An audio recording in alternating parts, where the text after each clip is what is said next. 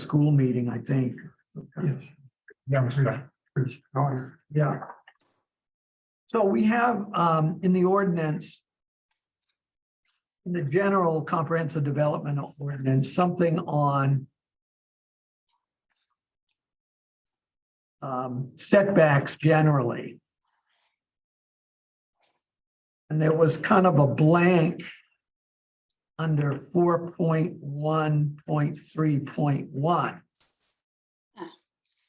And so we could amend that or put in something there that says, for instance, setbacks for all commercial solar projects shall be 50 feet from the sideline of all roads and property lines of abutting properties.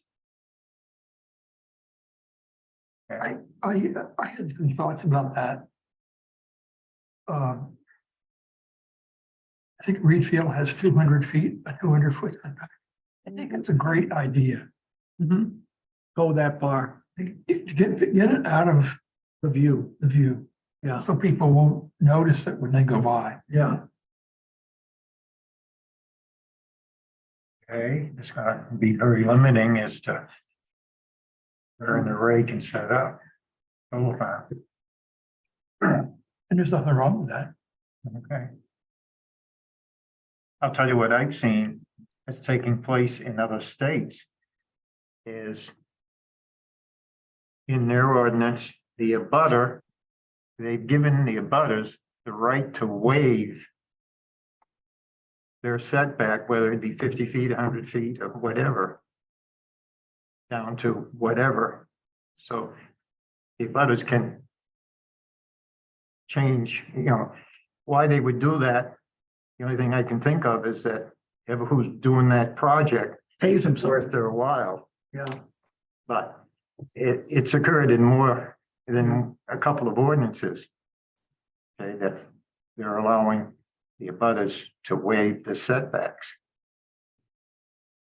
So you could say, you could put 200 feet and say abutting property owners may waive the setback to no less than, or waive the setback distance to no less than 50 feet. So you put 200 feet in, that means from every road, it would be 200 feet. Yeah, yeah, but you if kind of, somebody's, I can see if somebody's willing to look at it out their window, that's okay, but from the road, I like the 200 feet. You're just gonna wind up with a longer entrance road, so they'll just have to be dealing with different. How far is the solar farm on the Ridge Road? Ah, in places, I think where the buildings are, it's quite a bit, could be 150 feet. yeah, it's, Whether it's more or less kind of as you go up the road toward Wales. yeah. I think it juts back out. Yeah, it does. It does. And remember that for once they start planting, they left, and I don't know what that frontage was. I know that they pushed it back, that it was going to be closer to the road, but I can't tell you, but it does angle. As it comes closer to Monmouth, it gets, on the Monmouth side, it goes further back. The Wales, it comes closer to the road, but I don't know what the exact frontage is. My guess is the section that's closest to Wales. Well, anyway, I mean, I think that distance between the road and the farm that is back a good ways. I think 200 feet would be, I don't know if it's how much further it would be, but to get it back from a road, Mm-hmm. Mhm. And the abutters could. Yeah, if people they don't want. mind. Well, they could, I mean, they could reduce it or increase it or whatever. If we did that, Yeah, if we give the abutters some flexibility to, yeah, Mhm. But I think saying that no less than Yeah, 50. so that's an idea. yeah, So setbacks for all commercial solar projects shall be 200 feet from the sideline of all roads and property lines of abutting properties, provided however, abutting landowners may waive the setback requirement to no less than 50 feet. Mhm. So they could say, no, 100 feet. They could say 150, but Yep. at a minimum, it would maintain the 50 feet. 50 feet. So we can, so then I've got 4.1.42. That's the one. I think what it says now. It says all, so it talks first about lots that are on sewer and water or on just water or one or the other. It says all other lots shall not exceed 50% of lot area coverage by buildings and other impervious surface, with the exception of lots containing a commercial solar array where the lot coverage shall not exceed, and I think it currently says 85%. I had written down 50, 70, so we have to come up with some kind of figure. I don't. Did Reedfield have one? I think at the last meeting, we kind of like the idea of 75 feet. Yeah, Yeah, I know where there was a reduction, so.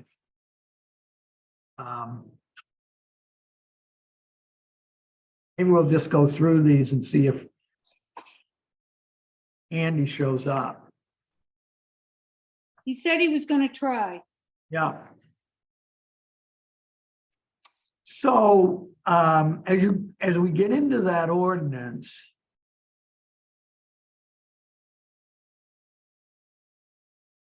There's a section 6.8.9.3.2. And it requires, set certain requirements for medium and large scale solar energy systems. Mhm. So it says now, visual impact, reasonable efforts as determined by the planning board shall be made to minimize visual impacts by preserving native vegetation, comma, screening abutting properties, comma, or other appropriate measures. So I thought that would be a place to put in some language on the buffers. Well, did you see my email? I did. Pull it up. Yeah. I'll just read what I started to write first, and then we'll. Okay, And I said buffers shall be, and I left the blank, feet. So many feet in width. And shall consist of native shrubs and firs, including but not limited to American arborvitae and spruce. The operator shall timely remove dead, diseased, and damaged trees and shrubs. Existing vegetative and forested buffers shall be retained to the fullest extent practicable.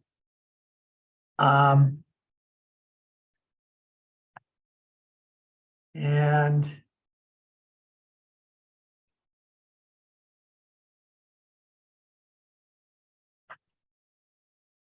After the trees, I don't know, could we reference in parentheses conifers? Cover all the bases or most of the bases? yeah, Well, I kind of lifted a lot of the language from Bodenham. And one of the part of the language that I liked was year-round visual screen, which means it's got to be evergreens, comprised of native evergreen trees and or shrubs. So Bonnie, you had, I think, all plans shall incorporate vegetation as a year-round visual screen on all sides. Yeah, because we talked about that. Comprised of native vegetation and native evergreen trees and or shrubs. Mm-hmm. Planting shall be established and maintained for the life of the project. And free of invasive or noxious species. And then I put in that exception because the one on fish hatchery, we talked about, there is a buffer on that one side Right. that is already there. Well, I mean, do we think should we set a minimum width for the buffer? I suppose you could, but I see on some sites where the buffer would have to be wider. Because you would have to get a better, screening taking place. I don't know. I guess it all has to do with the topography of the land. Right. Yeah. What about berms? They're using berms as well. See, I think we leave our first sentence that we have and then pick it up from there. I think we leave that visual impact pretty much intact as it is. Well, I mean, we could say, reasonable efforts as determined by the planning board should be made to minimize visual impacts by preserving native vegetation, screening, by preserving, I think we should say existing, and add that, native vegetation, screening abutting properties or other appropriate measures. I think we should say buffers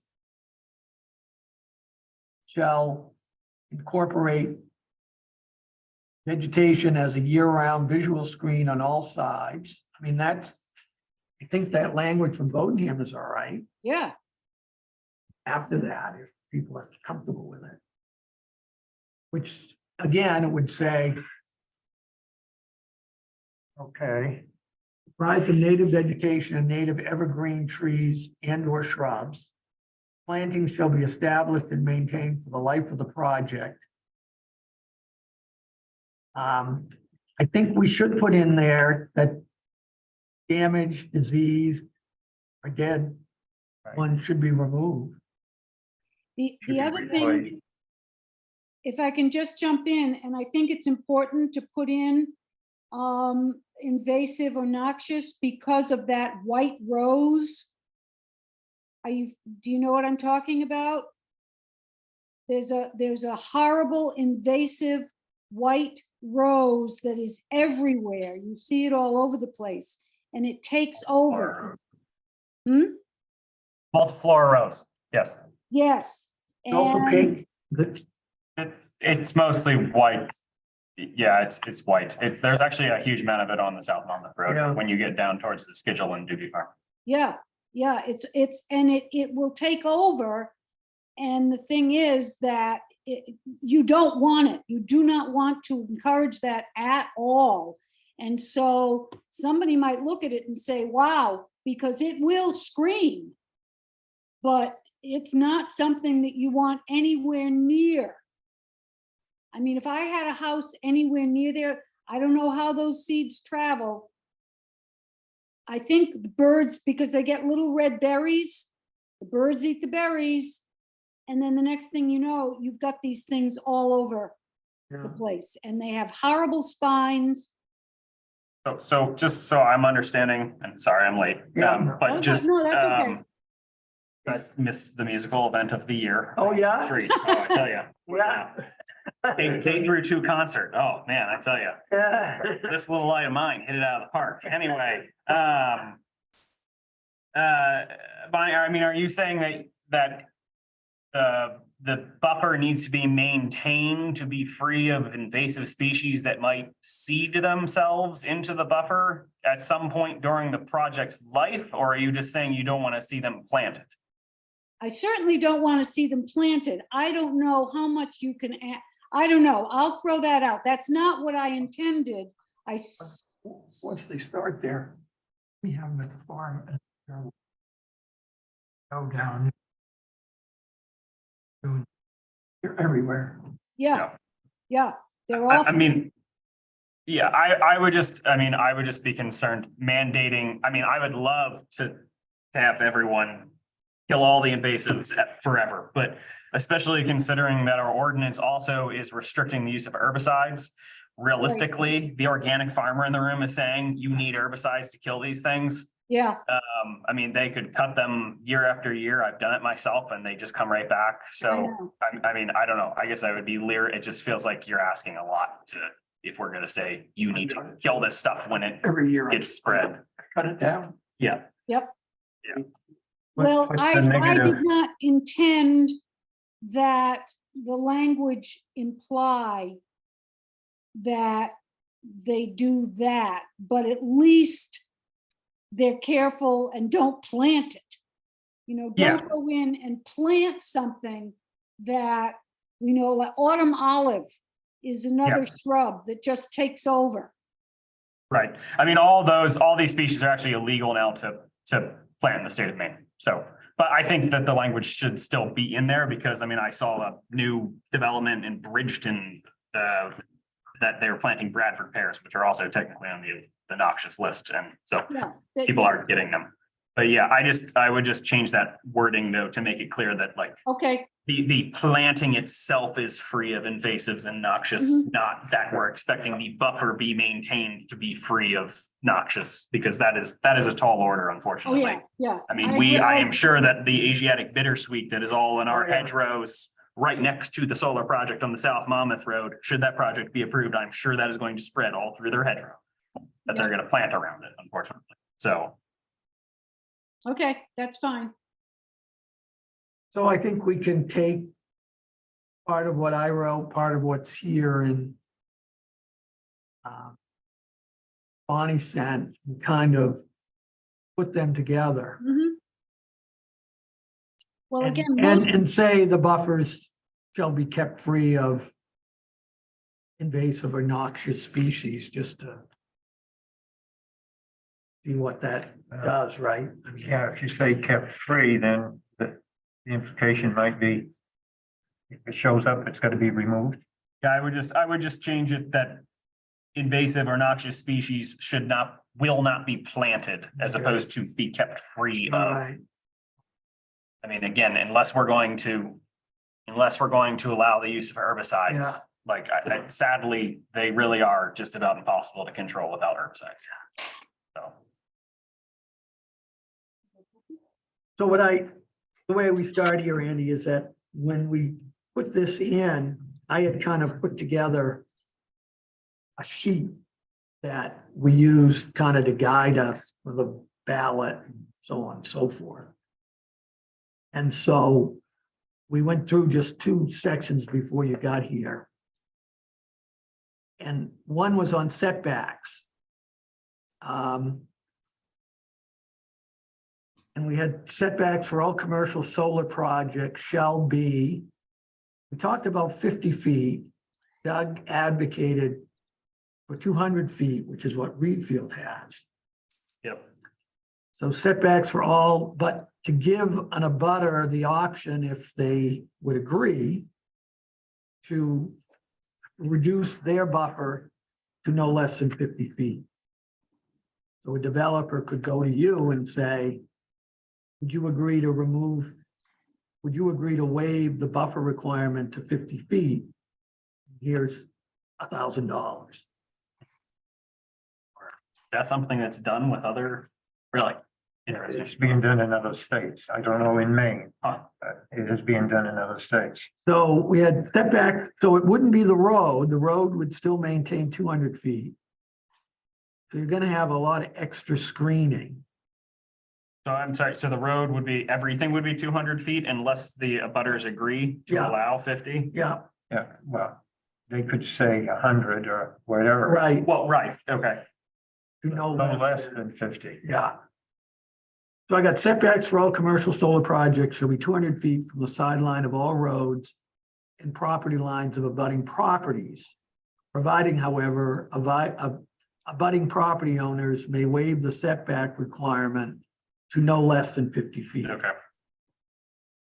And then the other one is this lot coverage,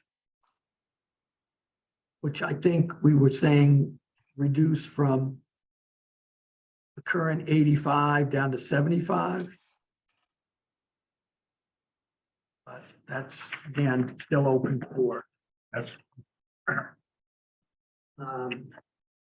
Right, I mean, the last meeting, we said 75 question mark. Yeah, Yeah, And I mean, I don't know if you guys saw the email I forwarded from, I guess it was Abby at MFT, work batcher there, about what other towns are doing.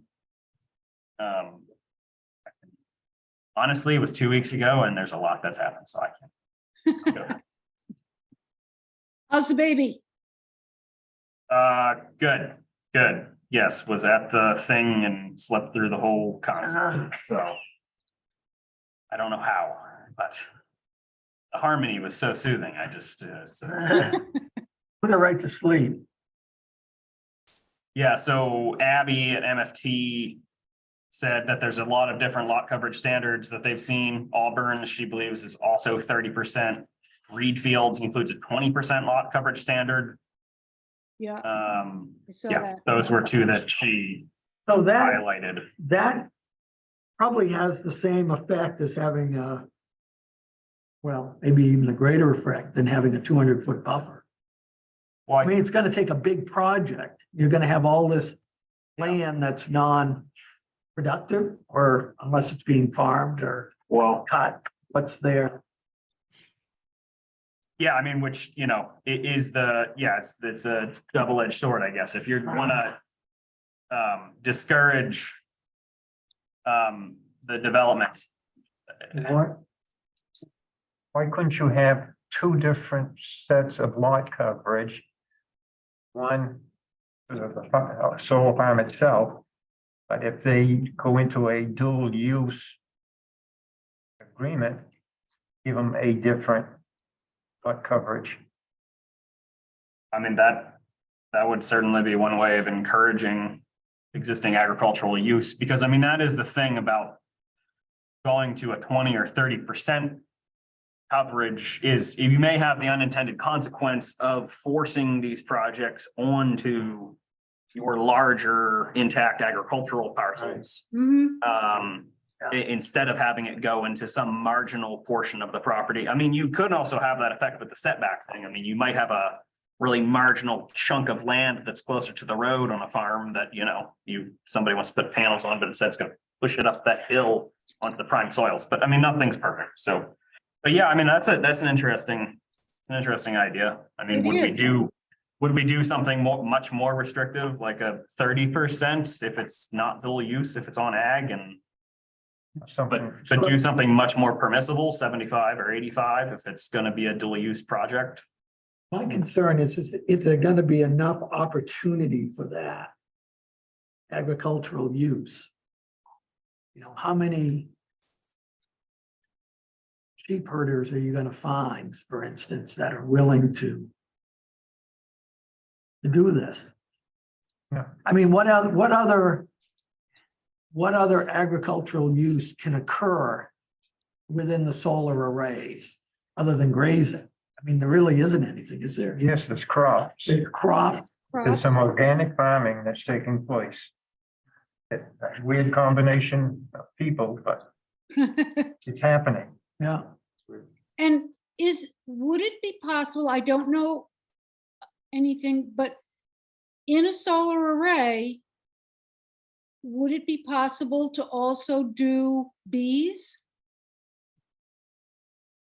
Yeah, oh, yeah, Yeah, yep. Yeah, I mean, I think the question would be, do you want to consider that to be dual use? I mean, because that's a pretty low bar to, be, also, there are bees, there are multiple people just on my road, for example, who have colonies of bees, and their bees forage from one end of the road and beyond to the other, and I mean, you really, I thought we were getting into a tight situation with the bee population. Well, we are. well, yeah, it's complicated. So encouraging something along what Bonnie suggested might be worthwhile. Out of the pollination picture. What does that get back to? Do we do the, we had talked too about the Bodenham ordinance or do we talk about dual use or, habitat enhancement project? As like the Both. options to allow for greater lot coverage? That'd be along the same lines as bees in my brain, because just allowing somebody to throw some hives of bees on the edge of an array doesn't necessarily mean that the vegetation in that array is being managed in a way that's actually encouraging the non-native honeybee or any of the native honeybees that are or native bees rather, that are in the area. Yeah. I guess you probably would have to somehow make sure that it's a serious effort and Yeah, action that's taking place. right, which gets, all around, it's dual use too, and I would love to see those things, but are we also asking too much of the CEO to like keep tabs of all this and complicated? I don't know if we can simplify it. Is Dave Shaw capable of identifying what species are Dave is- growing under the panels? And He's not We have a so- new, we have a new guy. we have a new guy now. Man, stuff changes fast. Yeah, around he's a here. farmer. Oh, yeah? What kind of farmer? I'm not quite sure. You know, he has some animals. Oh, yeah. Dairy farmer. The dairy, Andy Any McMullen. McMullen. I think he lives in Sydney. His wife's an attorney.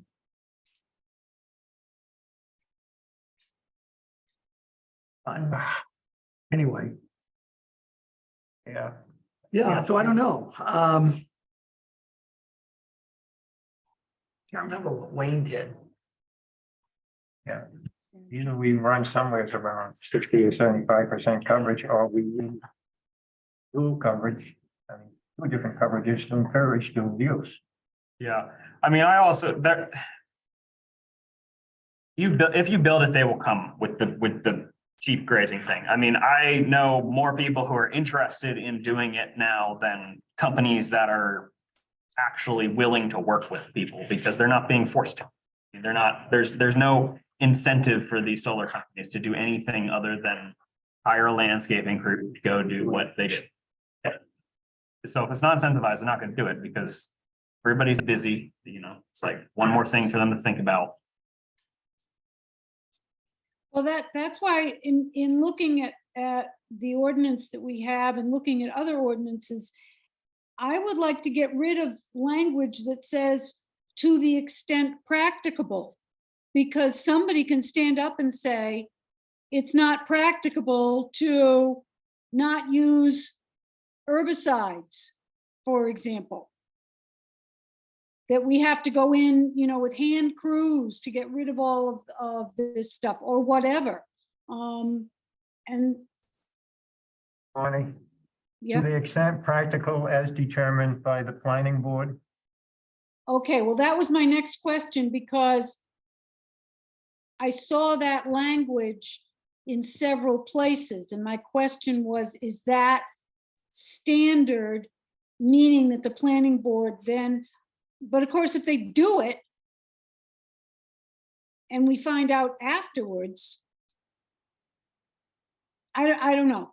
I hear what you said, Ray. It's just, I always remember Toby Youngs used to say to me, it's easier to ask for forgiveness than permission. They can get expensive. Wayne is 30% lot coverage as well, Yeah, and they have 100-foot setback from all lot lines. They also say any solar photovoltaic cells or arrays shall be subject to a maximum height of 10 feet above the ground surface. You got a 10-foot height maximum. Yeah. Which I don't know how that, do we have anything around height on it? I don't know, somehow 12 feet comes to mind, but I don't know if that's what they told us. Yeah, that's If what, it's beyond 12 feet, you start running into a lot additional cost and in Yeah. terms of installation.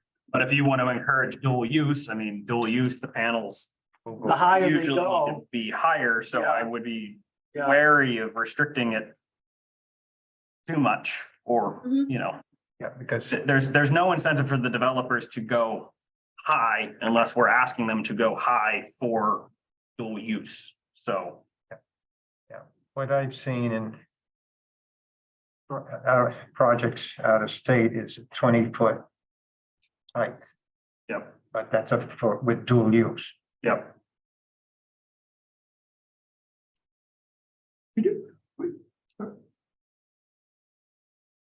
Like Wayne has a solar ordinance, Reedfield has a solar ordinance. We're writing our own solar ordinance. We don't want to like adopt stuff they have. well, ours is incorporated into our general development ordinance. So it's not freestanding.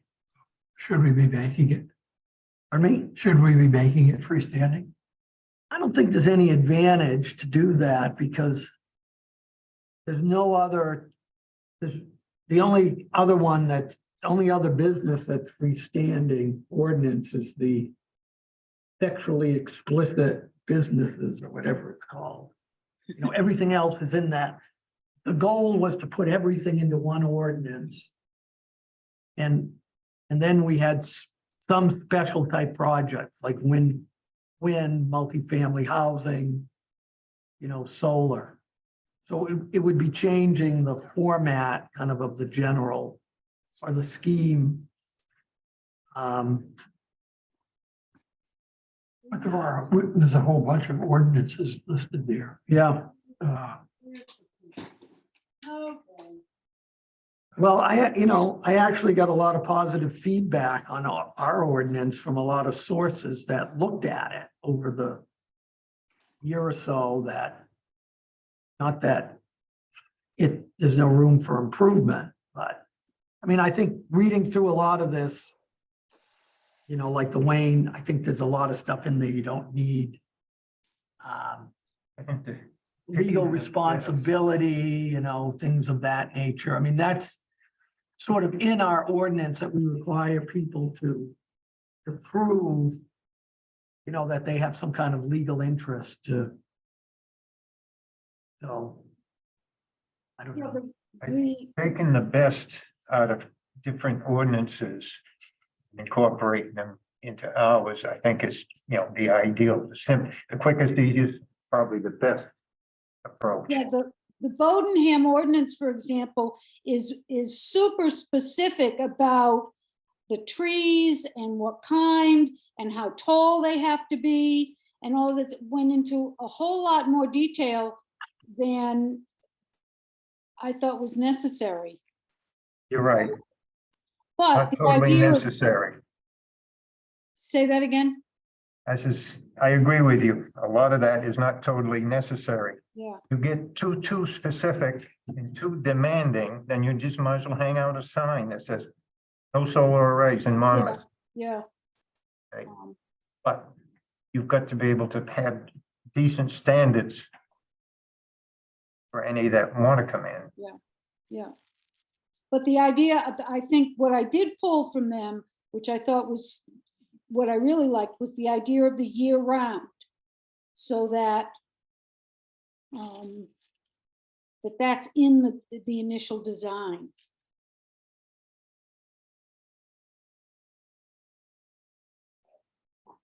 So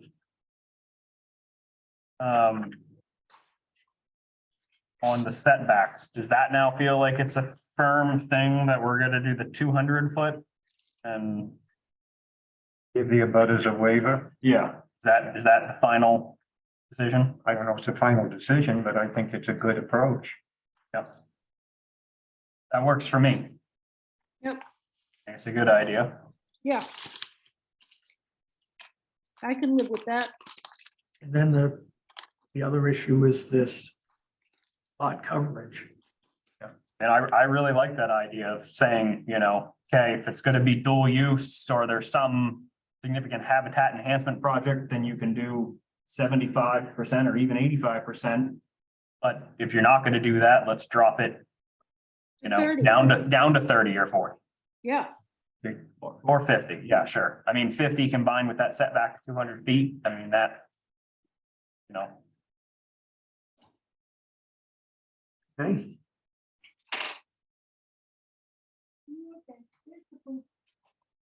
go ahead.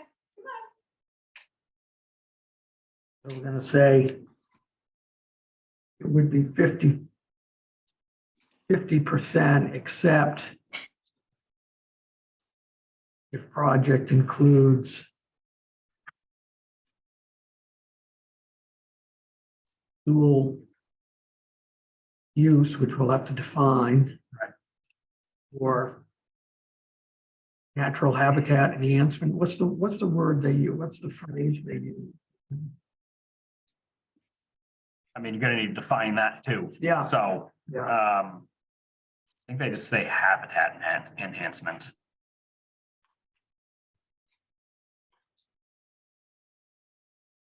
Definitely would want to define, Yeah. both of those terms, because dual use also is, Yeah, some people say great sheep grazing under conventional raised, dual use, other people call that co-location, and dual use is only if you raise and spread and, you know, allow for cropping and everything else. we don't know if we did any amendments to the definitions for this. Have a dual use definition. And I don't think we did either. would have to add Yeah. those definitions. I mean, while you're looking that up, Yeah, the buffer, I mean, does it make sense for the buffer to just say it must be, you know, is fully visually screened, you know, is that allowable? I mean, just because obviously the species compositions and what they put in there, and obviously it's never going to be fully visually screened from the beginning.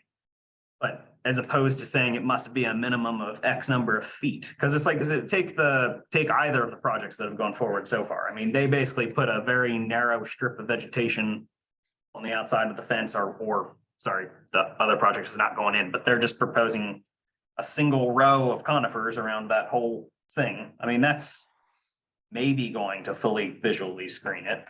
It depends on the species of Right.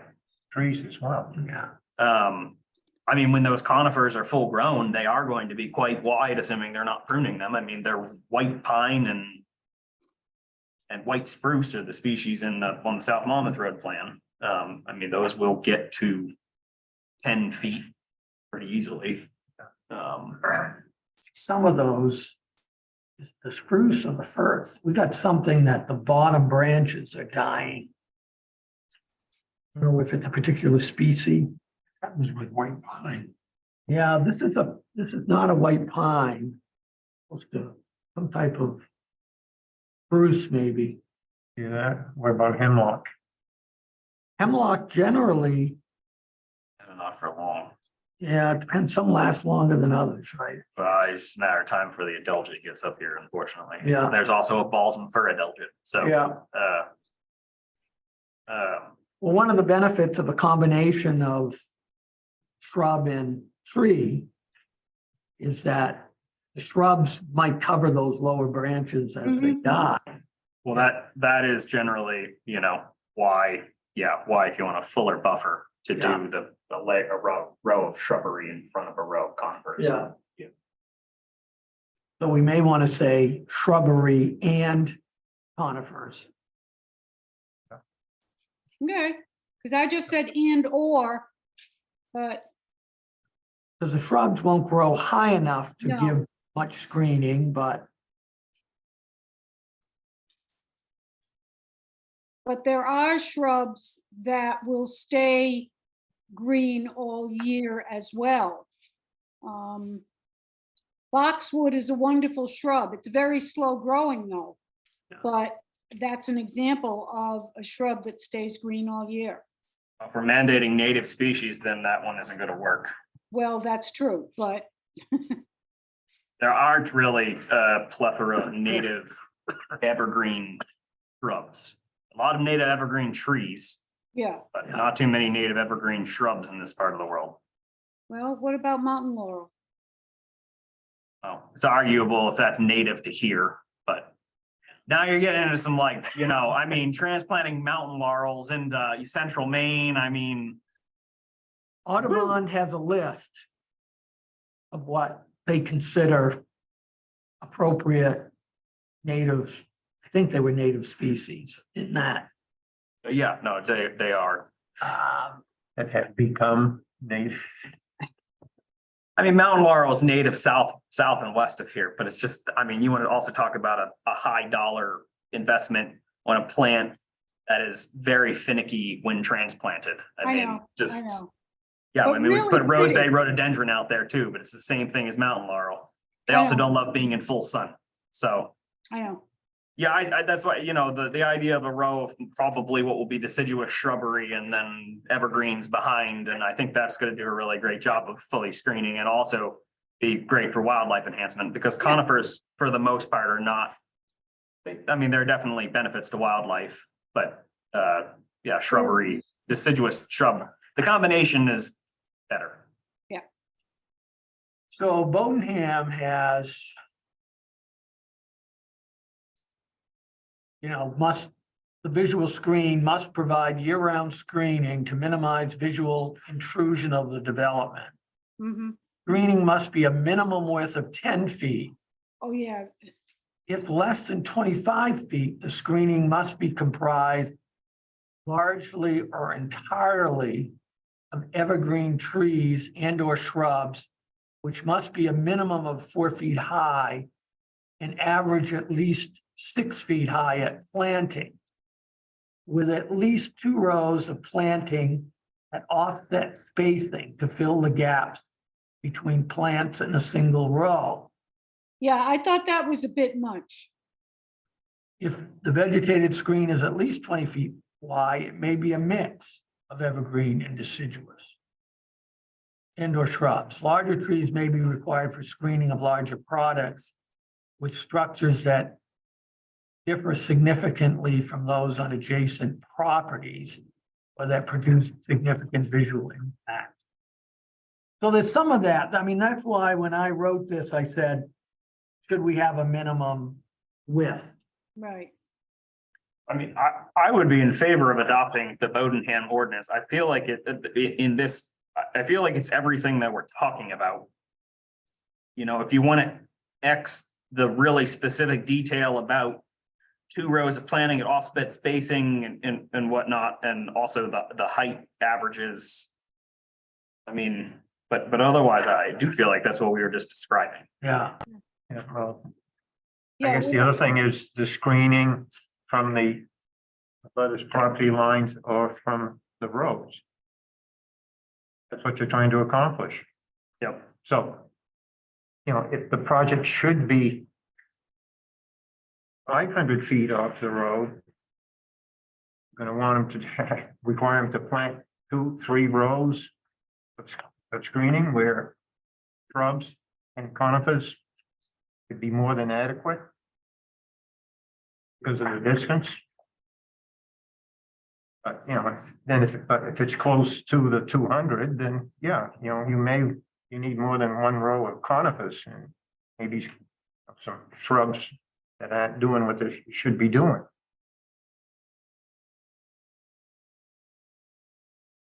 It's a visual thing. That's the long and the short of it, so. So you think we should do the Ordinance, visual impact? That would be my vote. Also, because it's already there and it's Yeah. basically what we've been talking about and, But taking out the, but X yeah, I mean. Yeah, I don't know. I know what they're saying though. They're just saying that, just Yeah. space them so that it's filled in faster. I mean, I actually don't think it's a terrible point. It just does feel nitpicky, but I guess I'm nitpicking, so. Well, yeah, I mean, I think it makes sense to say you've got to have 2 rows offset. I mean, that, I was trying to look, today I drove into Gardner on High Street again, I looked over. And it's hard to see as you're driving by, but Oh, you just gotta just go for it. it doesn't look like it's offset, I mean, it looks like, you see the trees, there's something, there may be a shrub there, but there's not a lot of depth to that buffer. No, and it's also clear the setbacks are non-existent, it seems like. Yeah. Yeah. Well, we could take some of the Bodenham and kind of incorporate it into our existing section and tweak it some. tweak it. I think we'll say, see Bodenham.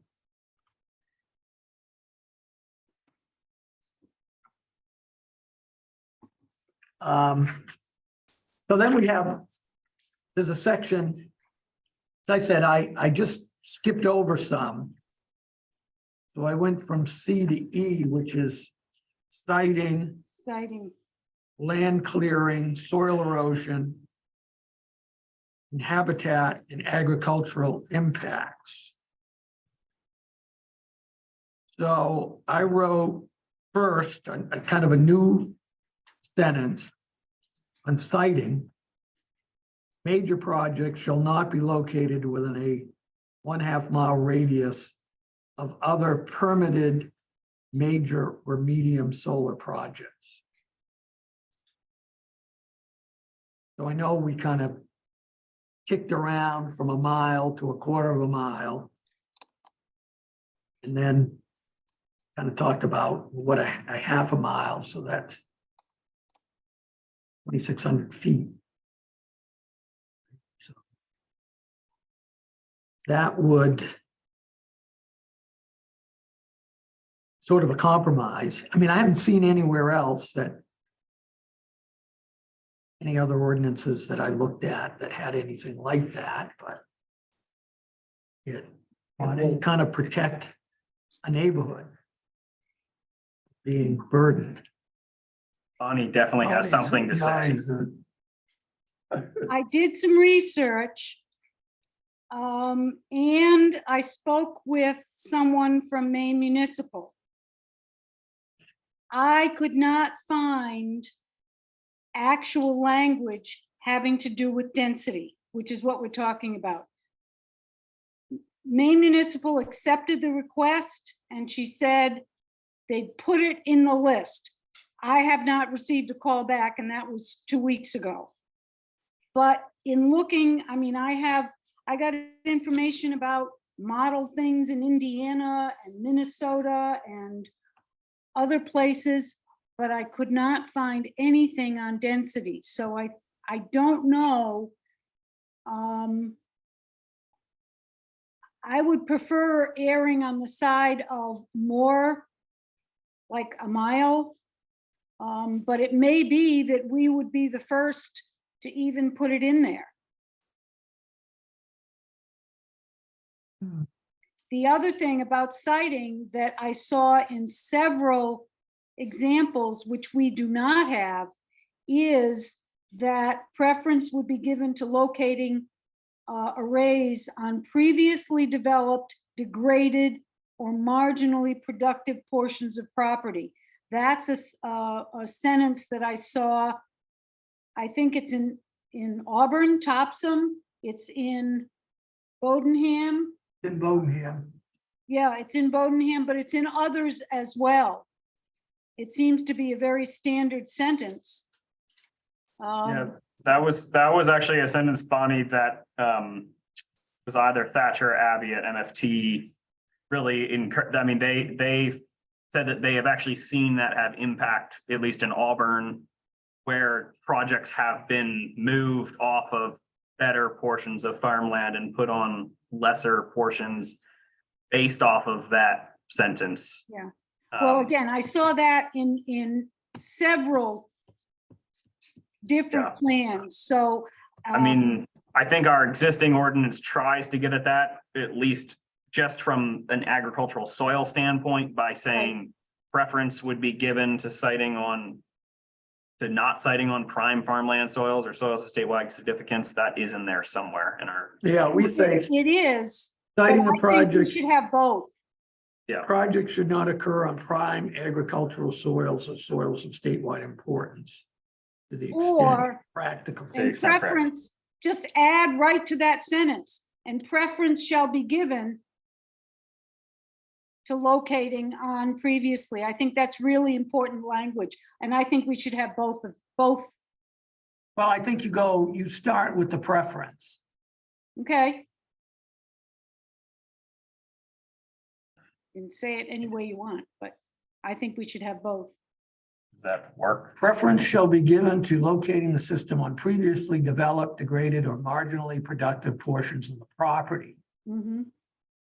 And then it says, if they used of that soil, the plan should minimize soil disturbance and the installation of the solar energy system with the goal of preserving future agricultural use. Yes, It shall include habitat for natural plants and pollinators or incorporate a dual-use agricultural operation. and I think that the sentence on herbicide and pesticide, again, it's easier to ask for forgiveness. And I think it's Bodenham and it may be Reedfield as well. They just say no herbicide or pesticide is permitted, period. And you may have a site that really needs it for some reason, like it's full of bittersweet or rose. I mean, if there's Yeah, no sort of abutting organic farm, do we, I mean, yeah, the pesticides need to be used very carefully. I think what we want to get away from, I would actually be in favor, basically, if you say something to the effect of, not having an impact on a butter, that might be a certified organic farm. And not, having them not be used, what I don't think we want is like them just going underneath all the panels and spraying, broadcasting herbicides just to control all of the vegetation, period. I mean, but I think if they're trying to spot control invasive species or something like that, I mean, that to me is a judicious use of herbicide, but just blanket application is not. in my So how are you going to make that? And remember way back when spreading sludge was wonderful? And so, Oh, it wasn't, Bonnie. What's I the, just- I just think we need to be very, very careful. what's our existing language around herbicide use? Because there is some. It says herbicide and pesticide use shall be minimized. That's not strong enough. Can we just say, can we change that to will herbicides and I don't know in what situation they need to use. So pesticides are all of the sides and then herbicides are strictly for vegetation control. I don't really see when they're going to need insecticides unless they're like spraying hornets or something that are like in an inverter or whatever, which is obviously you have to do that. But they don't need pesticides. Well, pesticides is the whole class of insecticides, fungicides, and herbicides. They're all pesticides. So then what I would say is just, we could just say herbicides may only be used for, targeted control of invasive noxious weeds. And we can throw in a sentence too, saying like herbicides will not be used, in a widespread manner for the sole purpose of clearing. vegetation control under the panels, something like that. Yeah, how about the use of pesticides will be determined by the planning board? Oh, yeah, but you can't do, you sometimes don't know what you're into until they've already got their approval and they're on the site. Yep. All right, so and you require So if we say herbicides may only be used for targeted control of noxious or invasive species. Is that what you want to say? That's what I would say. And I would also, And shall not be used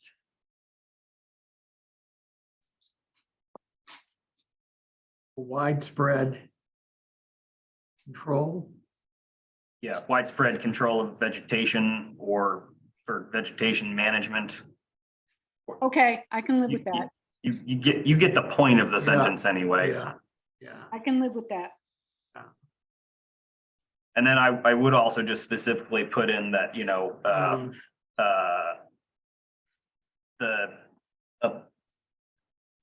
abutters will be taken into consideration when it comes to pesticide use or some sort of language around. notification.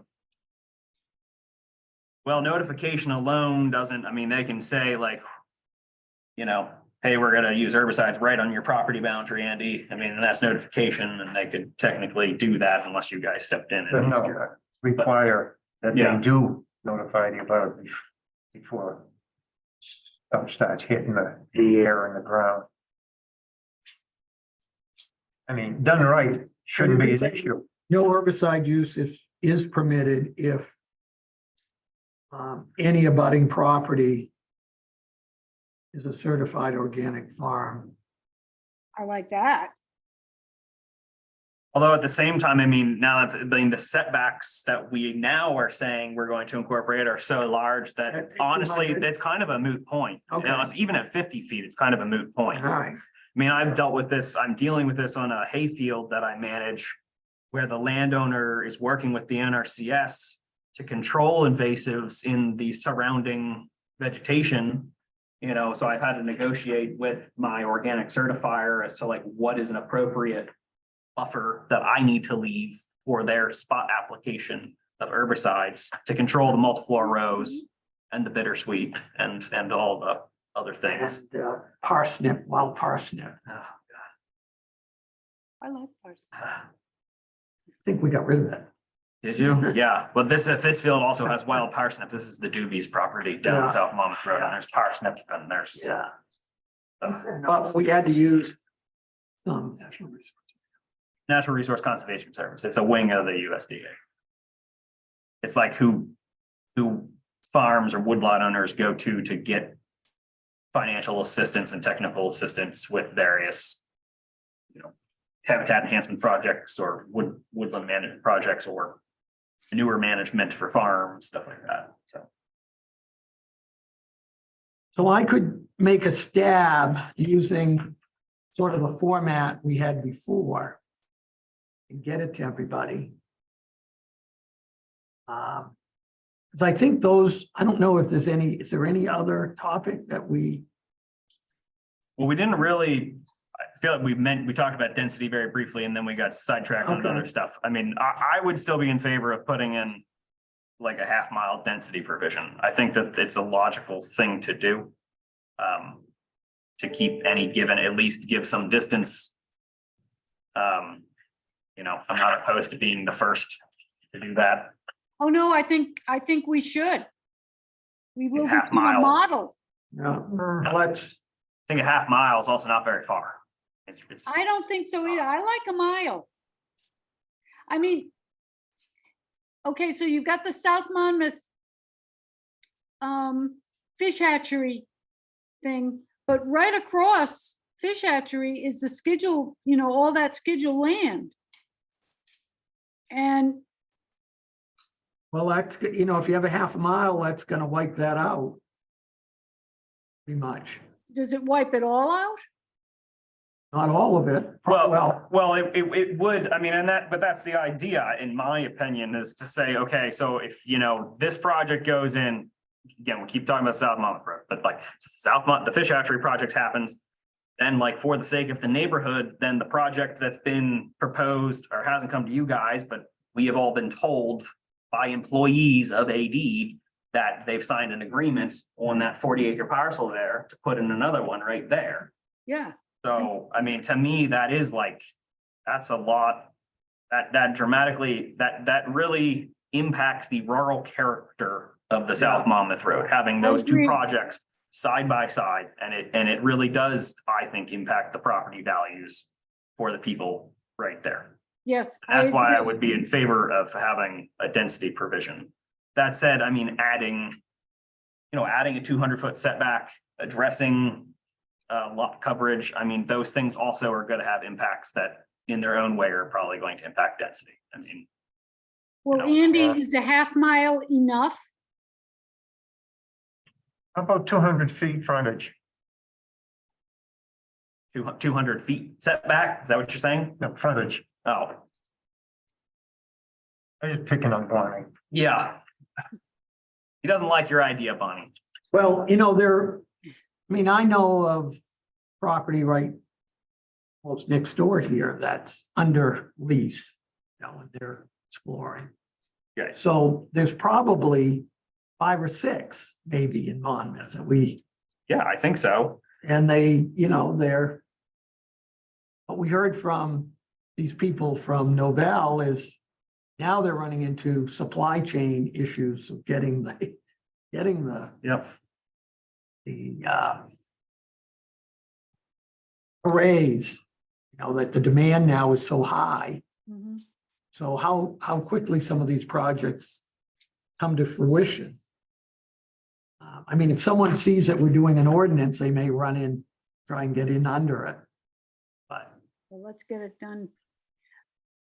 Well, I sent another email having to do with the question of doing a survey in the town of Monmouth to identify areas and land that would be acceptable and appropriate for solar arrays and those that would not. I And I think don't that's a good idea, Bonnie. And Thank good idea. how do you do that? I Yeah, don't We'll ask know. Doug how we do that. But that way, when Yes. applications would come, if we had that already, then when applications came in, we could take a look at the map that we'd already created and say, I don't know. You're Because, almost talking zoning then. Yeah. no, I'm not talking about zoning. I'm just saying land that is more appropriate and land that is not appropriate. Well, I mean, that to a certain extent, if the soil surveys are accurate, you go by that metric. You're saying all these properties or all these areas where significant soils or prime agricultural soils are.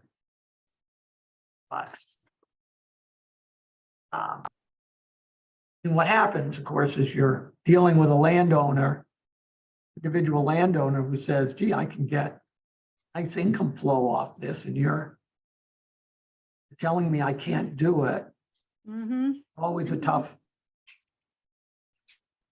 I mean, I think it's an interesting idea.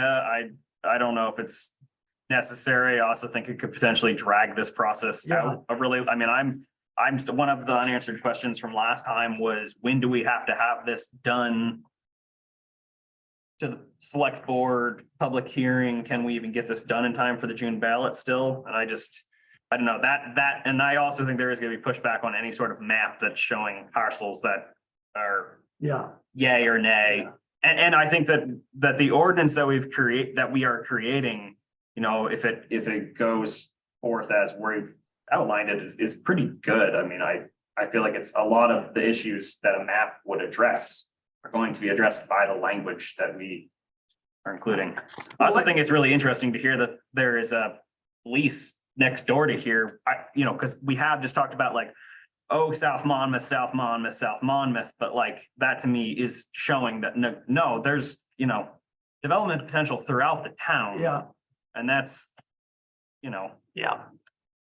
that also to me is why a density provision is appropriate, because it kind of still helps spread it out, spreads the impact out throughout the town. And we still haven't like resolved the density issue. I just keep coming back to Yeah. like, do we want to say yes, go with that or not? I didn't, can find out tomorrow. What date we need to have. Okay. So you gotta have a public hearing. That's the problem. And the public hearing requires a certain number of notices. 3 notices over, I can't remember. We're having our public hearing for the budget. Our budget is our next meeting. Yeah. And so I think it's gonna be tough to get it. I don't know that there's enough time. As I say, it's like 45 days. I mean, I remember going back when I don't know if I have something in my computer, but when Come on, Jack. when they were looking at the rezoning for Chippewa, their attorney kind of did the legwork. Cause they were anxious to get that Yeah. in, so they had kind of set out, to get this, they knew the process. Where are they planning to put or where are they thinking of a solar ordinance for here? Around here? I think it's on the Swan Lake property, behind it. Oh, yes. Street from us. Yeah. But I think it's back, it's set back quite a bit. Yeah. That It wouldn't be visible from the road. it wouldn't be visible from the road. I don't know that they've signed anything, but I've seen a proposed lease for it. I think Norm is in a nursing home. So I don't know if the family's all on board with it, but obviously Norm would not be able to. he can't, no. Fortunately. So let me just see here if I can see any kind of uh 30A here. Oh, this might be it. Things great about computers, you can keep all this stuff.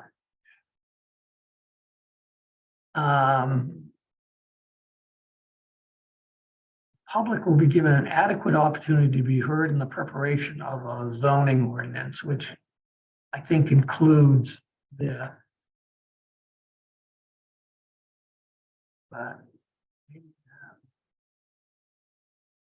petition for rezoning. Well, actually, that was zoning because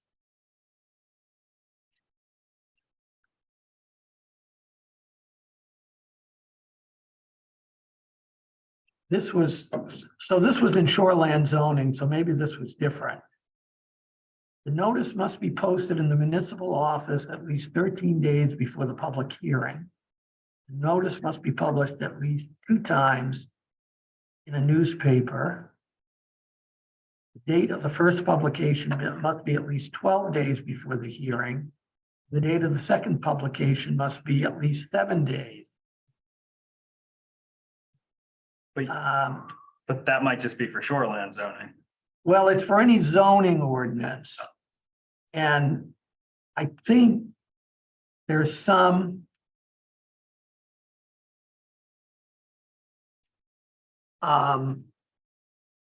then if it's on the warrant, so you get into this thing about anything on the warrant has to be published so many days before the vote. So you've got those 2 working. So I think the notice requirements are pretty standard. Yeah. And even though this might not be considered a zoning, but because it's a land use ordinance and you would have a ballot question, should the ordinance be amended, blah, blah, blah, blah, blah. Yeah. Do you remember what the date, Doug, is of the meeting? Is it in June or It's June 15th, June 15th? June 15th. or is it, maybe it's not the 15th. I saw one today that It's on a Tuesday probably, right? it is. It's maybe the 13th. I got a calendar here. June 13th is a Tuesday. Yeah. You think it's, Yeah. The school made it, I think the school made a mistake when they. so if you go, 15th. if you go 30 days back from that, just to say, that brings you to around May 13th. Mhm. We've got maybe 3 weeks back from that to get the notices.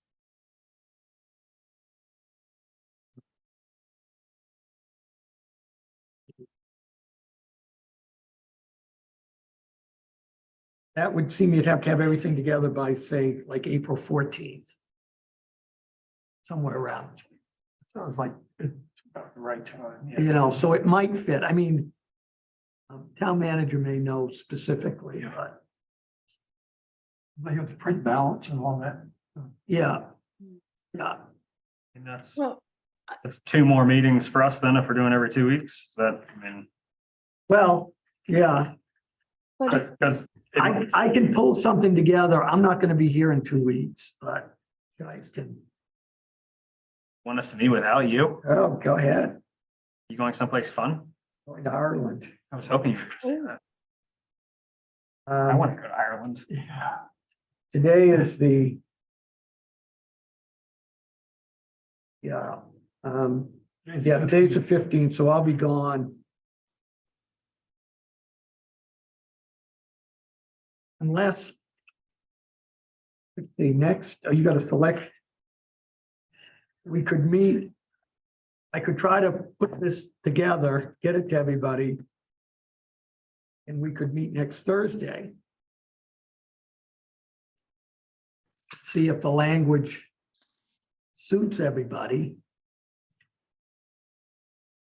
I don't have my calendar in front of me, but I mean, I think I can do that, but I also know everybody involved with this has Yeah. plenty going on, so. But you got a select board meeting next Wednesday. Wednesday. Not to, I don't want to complicate things. Yeah, But from reading what the Audubon Society has and what the Nature Conservancy has, they want wildlife to have, not that they don't want it disturbed, like their patterns of migration or travel. They suggest that there's a special kind of fencing that's used, that's kept off the ground so that small animals can Yeah. go underneath. yeah, don't we have that? we have that. We do. Yeah, Yes. yeah, we do have that. I think it has to be 5 or 6 inches. Of course, it doesn't work in the winter unless they tunnel under the snow. It seems to be pretty standard practice for the developers because they Yeah. know that everybody's gonna ask for that now, so, yeah. And generally, see, any development has certain requirements. Are there significant archaeological wildlife? So if you had a deer wintering ground, then that might affect where you could do a development. And those maps are identified by, wildlife department.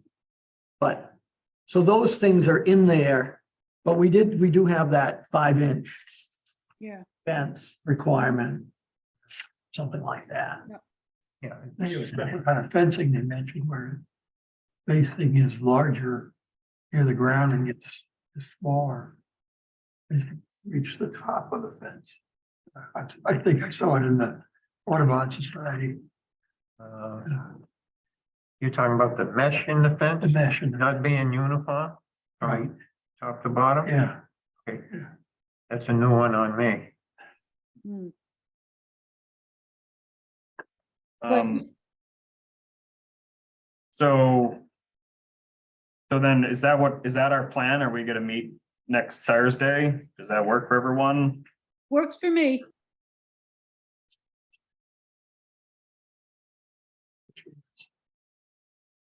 Uh, 23rd. 6:30. Does that work for you, Ray? It depends if Wednesday night before that the selectmen don't kill me. Why are they gonna kill you? Be there begging. Oh, And we're gonna give you what you want. what are you begging for? Now I'm intrigued. Help. Help? Help. Help with what? The planning board wants help? Yeah, Yeah. There's been sort of a erosion of support Yeah. for code enforcement, planning board. Yeah. You know, there used to be a dedicated person in the office that would make sure when papers came in, they went to the right place, and they would come to our meetings and actually it was a staff person that took minutes. Then we got a contracted person. Yeah. Now we have nobody. And, you know, code enforcement has gone from 25 hours a week to 10 hours or something. Which is, No, he's gonna need some assistance, no question about it. Yep. you know, in certain towns like Winthrop has a portal, you know, that people can file kind of electronically Mhm. paperwork. And, you know, but again, there has to be somebody on the other side to kind Oh, of yeah. deal with, to Yeah. deal with it. And I never, ever got a good reason, you know, why the change was made. You know, it might have been that the staff person didn't like having to come to a planning board meeting on a midweek and spend 2 hours or sometimes 2.5 hours, Yeah. then go to work the next day.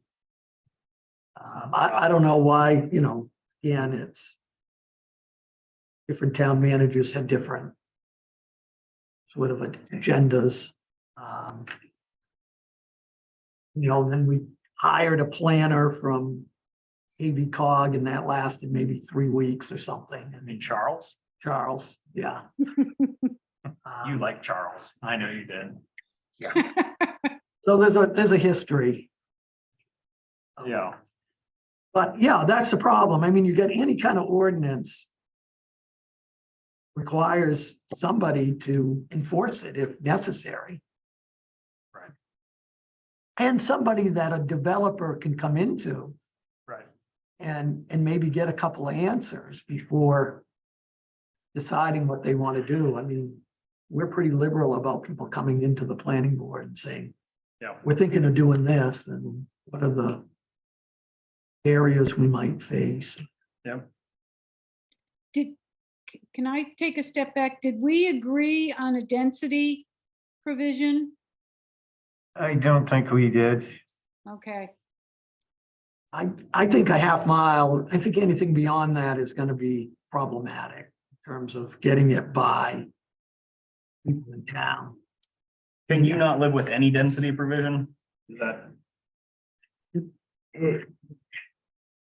You know, outside of the state of Maine, nobody's dealing with it. I don't know in the state of Maine who is, but you know, it's not a real demanding requirement. Nothing's demanding until somebody's the first one to do it. Yeah, So I don't know. Nobody's I- dealing with I would PFAS feel- outside of Maine, so. yeah. You know, I guess I know where you're coming from, yet I look at somebody that's gonna be impacted, like Steve said a little bit a while ago, that, damn. I got somebody that would utilize that back 50 acres, but I'm within X number of feet of the AD project. So I suppose you could say unless it is fully screened, it's completely visually screened from all abutting. I don't know how you word it. Isn't that what we're already requiring in our visual impact Well, I section, suppose you basically? could get someone who has a big forested site and then to in the middle, plump there. Yeah. What Ray says, where he says he wants them all to go, it's in the middle of the forest. I think you told me that last meeting, right? What's that? I think you told me one of the meetings, you said the best place is in the middle of the forest somewhere. Yeah, And nobody will complain. I agree. it's the simplest Yeah. solution. You'd have to have a pretty big parcel. I mean, I don't know what the biggest parcel in Monmouth is. Yeah, See, that's the only thing, you know, I don't have that much of an issue yet with density, except negative impact it could have. Okay, so, and, you know, by a matter of feet. You know, and I guess I'm not one that would support somebody not being able to get some return, okay, on their property. yeah. You know, that's the issue with me. If it's out of sight, why would it matter? What's that? If the was out of sight, Yeah, then yeah, fantastic. Well, you could say, yeah, that can't cite it within a half mile unless it is. Unless there is a existing natural buffer that will screen it from roadways and abutting properties. 99%. But right. that will, you know, one person that will be affected is, yeah, whoever owns that AD electric property. Because they won't be able to do it. Well, assuming you guys are gonna approve that project. So What's that? assuming you're approving. Well, yeah, I mean, we haven't seen anything. Yeah. There's nothing on the table, but Yeah. if we put in a half mile, except where the developed area is going to be fully screened naturally. Yeah. That they're not going to be able to meet that. But Yeah, I mean, again, yeah, I mean, that's kind of the idea is to spread it out. right. And that is the point. Yeah, they're not gonna be able to meet that. But I mean, I hear what you're saying. What if they had Can the we- permission can of all we the put in- abutters? Oh, that'd be hard to get, I think, for anybody. I mean, yeah, I hear what you're saying. I mean, yeah, I guess they could pay everybody off. Yeah. I think it's the only way you get it. Yeah. I mean, yeah, that particular situation, yeah, I know that probably wouldn't happen. Pay them all off. But yeah, I mean, it depends where you are, I guess. Then you can really get into some like extortion. You want this project, $10,000, you know? I mean, Well, can we put in some trial language? Steve, if you're gonna play around with it, let's put in some trial language and we'll just all sit on it for a week. And maybe between now and then, come up with some language that people can live with. But I think we should be the first town. Why not? It's not that people aren't asking the question. I think it's a difficult question, but I think people are thinking about it.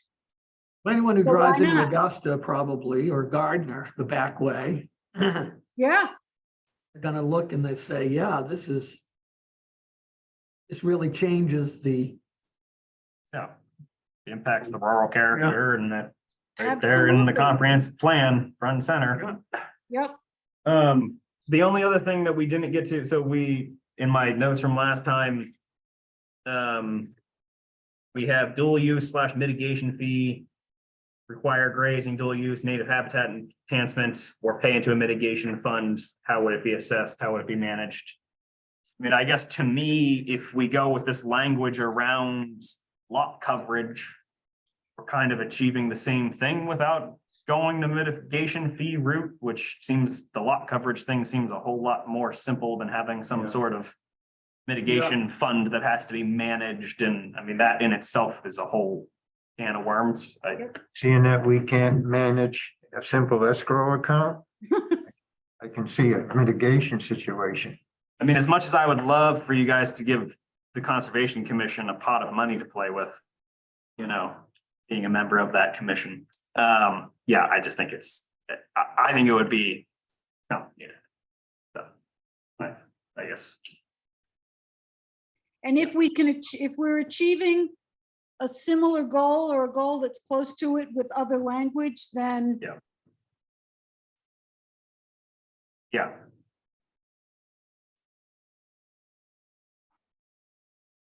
Does that sound, Yes. that makes sense? Okay. Yeah. Didn't know if the silence was, Yeah. my joke was inappropriate or what was happening there. Okay. Yes. Yeah, okay. Okay, so no mitigation fee. Also, am I supposed to be doing notes, or since you're rewriting Well, language, that's kind of our That will notes? do it, I think, unless Okay. you want to write something up. I mean, I can send something out Refresh. potentially. You Yeah, do a good job. thank you. You're a good scribe. Haven't done as good of a job tonight because I knew you were writing stuff. So. Well, I have this kind of cheat sheet that I.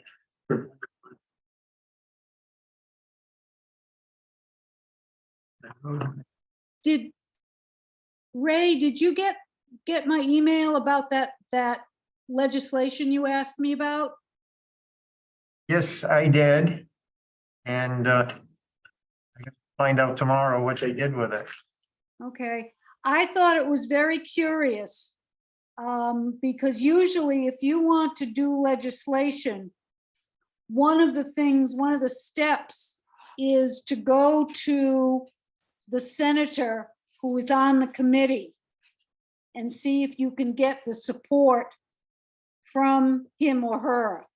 And I thought it was very unusual that there were two representatives. I don't know either one of them. I have no idea who they are. But that there was this legislation and there were only two representatives that signed on it. No other representatives. I don't know if they're both on the Energy Committee or not, but that's where you usually go to get some support. And it didn't seem, without a senator to present it into the Senate, usually legislation without at least one doesn't go anywhere. So it'll be interesting, but I don't think it has a prayer.